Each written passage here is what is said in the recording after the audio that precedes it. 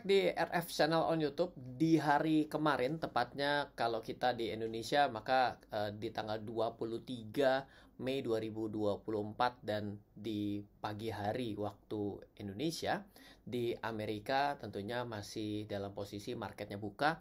Ternyata Amerika mau menyetujui 8 ETF ETH. Nah, ini ada beritanya yang saya ambil dari theblock.co SEC. Jadi OJK-nya Amerika melakukan approval terhadap 8 ETF Ethereum yang sebelumnya masih sedikit akan ditolak, akan di-cancel sehingga market sempat berguguran untuk market kripto tentunya. Dan tiba-tiba pada minggu ini disetujui. Nah, ada beberapa catatan menarik yang ingin saya coba kembali ceritakan. Kalau mengikuti beberapa minggu yang lalu, saya memberikan pernyataan bahwa sebenarnya tidak akan lama atau ini hanya masalah menunggu waktu mengenai tarik ulurnya Amerika terkait dengan proses approvalnya dari ETF.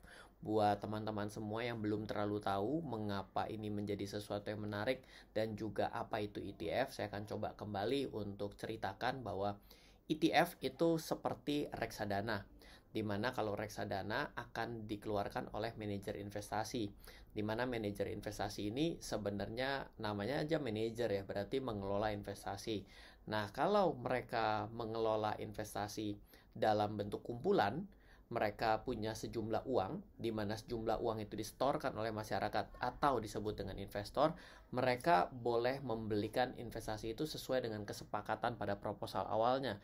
Kalau tertulis bahwa reksadana saham, maka si manajer investasi akan mengelolanya untuk dibelikan dengan dalamnya adalah saham, dengan tujuan utamanya adalah beat the market atau menciptakan keuntungan bagi kita semua sebagai investornya. Jadi ketika ini adalah Ethereum, maka secara otomatis maka manajer investasi akan membelikan Ethereum. Sebelumnya Bitcoin sudah boleh di Amerika dan juga di Hong Kong. Di Asia, Hong Kong adalah bursa pertama yang melegalkan aturan mengenai pengelolaan manajer investasi pada Bitcoin dan Ethereum. Tapi kemarin ketika dirilis itu tidak mendapatkan sambutan yang baik dan justru malah dianggap gagal secara rilisnya karena jumlah volume yang kecil untuk penerbitan ETF di Hong Kong kemarin. Nah, sedangkan pada kali ini kita mendapatkan informasi bahwa manajer investasi yang semula hanya boleh mengelola Bitcoin dan sebelumnya lagi boleh untuk membelikan Bitcoin tapi hanya bentuk futures kontraknya, sekarang Ethereum sebagai koin nomor 2 yang paling besar di dunia sampai dengan hari ini, itu akhirnya diperbolehkan untuk dikelola oleh fund manager. Seperti yang saya katakan kembali bahwa kenapa menurut saya pribadi bahwa pada akhirnya bursa Amerika dulu deh, kita jangan ngomong bursa Indonesia.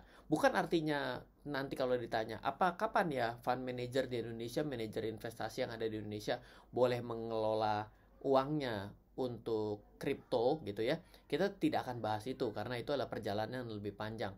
Pasar modal datang dari budaya barat ya, kapitalis makanya juga. Nah, jadi mereka sebenarnya menurut saya melihat dengan begitu besarnya transaksi yang ada di dunia kripto, tidak mau melakukan legalisasi terhadap transaksi kripto secara gaya kapitalis itu tidak mungkin. Kita bicara yang cukup cara bicara kita coba dengan dewasa, dengan open minded. Bukan kita berbicara bahwa ini asetnya tidak ada, ini tidak ada sesuatu yang ada fisiknya. Kita harus tahu bahwa perusahaan berbasis teknologi juga tidak ada kantornya, bentuknya virtual. Yang namanya cloud storage, memang ada bentuk cloud storage. Ya, kita juga tidak tahu dengan baik seperti itu. Jadi otomatis sebenarnya intangible asset pada hari ini adalah sesuatu yang memiliki nilai evaluasi. Itu memang secara common sense sudah berjalan. Jadi saya ingin ceritakan dan highlight bahwa saya rasa dengan hari ini di-approve untuk 8 Ethereum ETF itu hanya sebuah awal saja. Karena di kemudian hari akan menjadi kompleks. Bisa saja bukan ETF lagi. ETF itu adalah sebuah bentuk reksadana.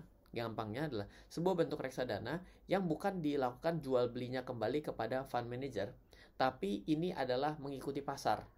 Jadi boleh dibilang ETF itu jual belinya hanya boleh ketika marketnya buka. Nah, jadi selama marketnya buka, ya juallah kembali di pasar atau belilah kembali di pasar setelah proses initial public offering pertama kali dari ETF yang bersangkutan. Jadi mirip seperti kumpulan ya, tapi dia seperti saham, yaitu pada saat market buka gitu ya. Nah, ini memang sedikit lebih tinggi 2 level, karena level pertama pahamilah transaksi saham, lalu juga bagaimana mekanisme pasar bekerja. Yang kedua, pahamilah apa itu reksadana dan ETF gitu ya. Jadi kita sudah tiba-tiba langsung loncat ke ETF gitu. Nah, itu jawaban saya. Tapi yang kedua, saya memiliki catatan, ada 2 catatan yang ingin saya ceritakan kembali pada video kali ini. Saya katakan bahwa kenapa hampir tidak mungkin Amerika yang pada saat ini marketnya juga tidak begitu kondusif, dengan perekonomiannya yang katanya mau nurunin suku bunga batal karena tingkat inflasi yang belum tercapai, lalu juga kadang-kadang pernyataan-pernyataannya juga pada rapat Dewan Gubernur dan juga pengumumannya juga sedikit membingungkan. Ya, mestinya mereka mencari aliran dana yang baru ya, dan dengan cara mereka menolak si kripto sendiri, menurut saya adalah cara berpikir yang mundur gitu. Nah, tapi kenapa sampai saat ini mereka masih maju dan mundur? Karena mereka belum tahu bagaimana caranya untuk mengambil keuntungan dari dunia kripto. Kalau mereka berhasil mendapatkan caranya untuk mendapatkan keuntungan dari kripto, rasanya itu yang akan membuat ya mereka akan kembali pelan-pelan mencari cara untuk itu bisa terjadi gitu ya. Nah, kenapa? Coba perhatikan. Market cap pasar dari Bitcoin ini sayang sekali sudah dirupiahkan ya, karena saya bukanya menggunakan browser Indonesia. 21.265 triliun rupiah secara market cap Bitcoin. Dan sebenarnya tidak ada apa-apanya kalau kita melihat Bitcoin dengan Ethereum terhadap Bitcoin, yaitu 7.150 gitu ya. Nah, 7.150 triliun rupiah itu Ethereum 3 biji baru setara dengan Bitcoin. Jangan ditanya dengan yang namanya BNB gitu ya, Binance. Binance hanya 1410. Perlu 7 BNB baru setara dengan 1 market cap Ethereum. Sedangkan 20-an 20, kalau 20 sih mungkin 15 dari BNB market cap baru setara dengan market cap Bitcoin. Jadi perjalanannya begitu jauh dan begitu jomplang ya. Dengan volume perdagangan yang kita bisa lihat untuk Bitcoin dalam satu malam pada tanggal 24 Mei 2024 jam 7 malam ketika video ini saya buat, itu adalah 698 triliun rupiah untuk volume transaction-nya. Artinya ini ada uang yang beredar di sana begitu besar ya. Ya, ada yang pertanyaannya, Pak, kalau ini banyak yang disalahgunakan untuk pencucian uang. Saya juga agak-agak geli. Ini tapi saya nggak sebut orangnya ya. Ada salah satu orang yang pesohor di Indonesia dalam dunia kripto, diwawancara oleh orang yang cukup kritis, sahabat saya juga. Ditanyai bahwa apa pendapat kamu mengenai pasar kripto di Indonesia itu menurut Bapak Presiden dijadikan sarana pencucian uang. Jawaban pertamanya, menurut saya, memang dia tahu bahwa memang dijadikan sarana pencucian uang. Menurut saya loh. Kenapa begini jawabannya? Ya Pak, bagaimana menurut kamu kalau kripto ini menurut Bapak Presiden, ternyata kripto ini dijadikan sebagai sarana pencucian uang di Indonesia?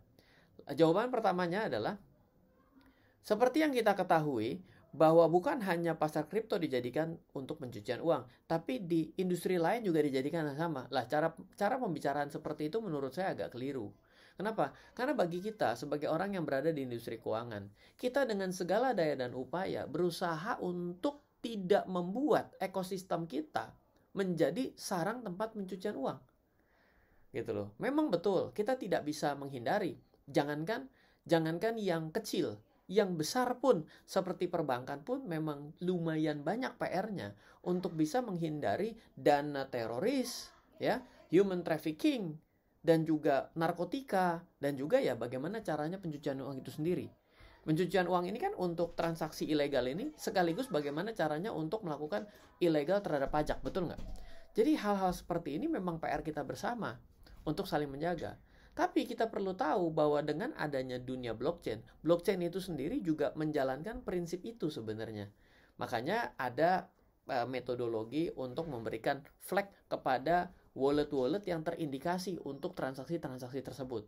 Dan tentunya ini jauh lebih internasional. Jadi saya melihat bahwa justru bila kita sepakat dengan baik, maka kripto dan blockchain ini justru malah bisa menjadi sebuah solusi yang baik. Tapi memang betul PR-nya tidak mudah. Nah, jadi ketika kita melihat bahwa perjalanan Ethereum masuk ke dalam dunia pasar modal dengan ETF-nya di-approve, sebenarnya juga ya melihat Bitcoin yang masih jauh tersusul, maka menurut saya mungkin akan ada koin-koin lainnya di kemudian hari yang akhirnya akan menjadi sebuah ETF. Dan kenapa? Karena ngiler sama transaksinya bos, gitu ya. Transaksinya gede sekali. Kalau ini tidak di capture, maka yang rugi sebenarnya pasar modal sendiri untuk tidak bisa join to the party. Oke? Nah, ini penjelasan kedua. Nah, penjelasan yang terakhir pada video kali ini adalah, aduh sayang banget nih, ini kok nggak bisa. Coba saya buka kembali. Ya, saya mau mengomentari bahwa memang pasarnya kripto itu memang pasar yang kejam, quote unquote kejam. Kenapa? Dengan nilai volume transaksi Ethereum sampai dengan saat ini untuk 24 jam adalah 731 triliun rupiah. Coba perhatikan pada perdagangan kemarin ketika diberikan approval mengenai 8 Ethereum oleh SEC, ETF Ethereum oleh SEC, ternyata memiliki upper and lower shadow yang panjang sekali. Ini tentu menjadi sebuah hal yang tidak menyenangkan kalau dalam sudut pandang investasi. Tapi kalau dalam sudut pandang trading pasti sangat happy. Kenapa? Karena fluktuasinya begitu tinggi, maka para pelaku pasar yang sifatnya trader ataupun short term itu paling senang dengan kondisi yang jedak-jeduk seperti ini. Nah, bayangkan dengan market yang sebegitu besarnya, dengan 730 triliun transaksi, volume transaksi 24 jam atau satu hari, ternyata bisa melahirkan upper shadow and lower shadow yang begitu panjang. Berarti market ini akan bergerak sangat liar. Sehingga sebenarnya untuk kaidah investasi, dan bukan seseorang yang memiliki pengetahuan yang cukup dalam dunia investasi, maka sebenarnya agak berbahaya ketika kita menaruh uang kita pada aset seperti ini, seperti itu. Jadi ya memang ternyata terbukti bahwa kripto itu masih begitu fluktuatif. Kenapa? Karena untuk market yang besar seperti Ethereum, market terbesar kedua, ternyata fluktuasinya saja lumayan monster gitu ya, dengan kita lihat upper and lower shadow yang begitu panjang.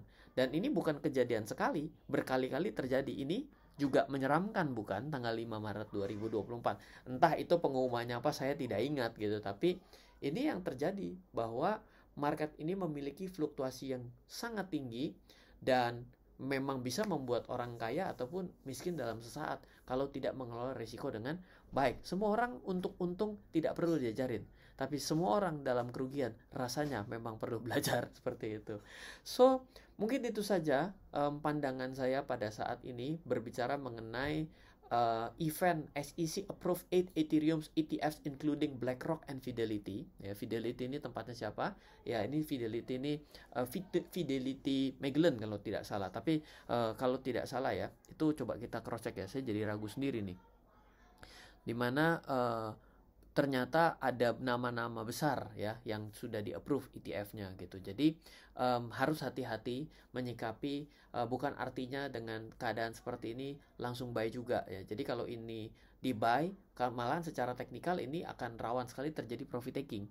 Karena apa? Karena kencangnya naik di hari sebelumnya dengan kondisi 4 hari nggak bergerak, maka malah justru memberikan outlook correction seperti itu.